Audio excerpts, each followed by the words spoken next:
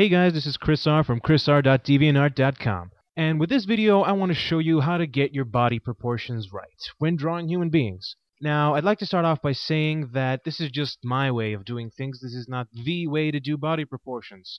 Nevertheless, let's get started. Now, I want you to start off just by drawing a circle.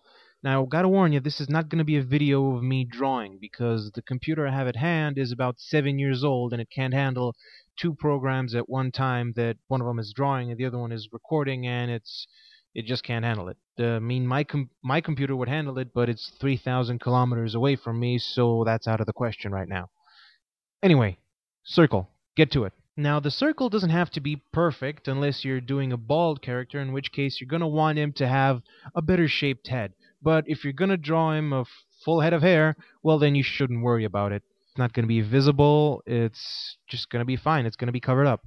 So, circle. Now, when you're done with the circle, I'm going to want you to draw a downward going curve that starts here and ends about here. That is pretty much where our chin is going to be. Now, if you're wondering how far down you should go to get to the chin, it's about 1/3 of the length of the circle. And now you draw the chin and the jawbone. Now, about the chin, you can draw it in pretty much whatever way you want. You can draw it more pointy, more flat, bigger, smaller. It's really up to you and your style of drawing. Afterwards, we get rid of some stuff, and then we put down where our eyes and where our mouth are going to be. Now, the mouth height is going to be approximately that of what the jawbone is when it ends, and the eye height is going to be right around where the circle originally separated from the downward curve we drew for the face. And now that we have the base for the head, this head is going to be our measurement for the rest of the body. So our body length is going to be 2 heads, and we'll be starting from where the neck would be starting, and we will end from where our legs would be starting.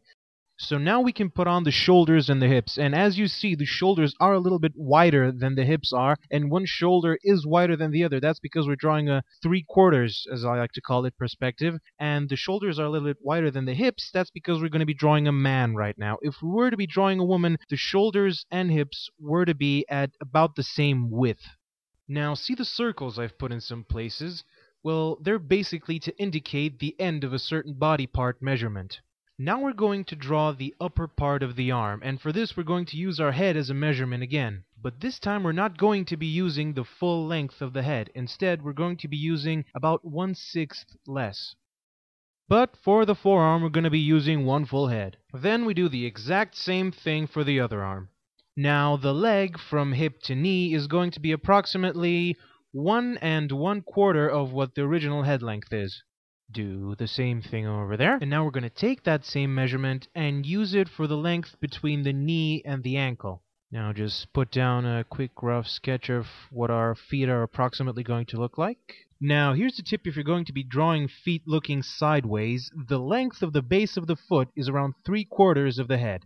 And just sketch out roughly where our fists are going to be. And there we have it, our full body proportion base. Now in my next tutorial, I'm going to show you how to put some skin and muscle on this guy. Now, if you like this, make sure to check out chrisr.deviantart.com to show your support. And hell, comment, rate, and subscribe here if you want. I mean, I don't give a damn.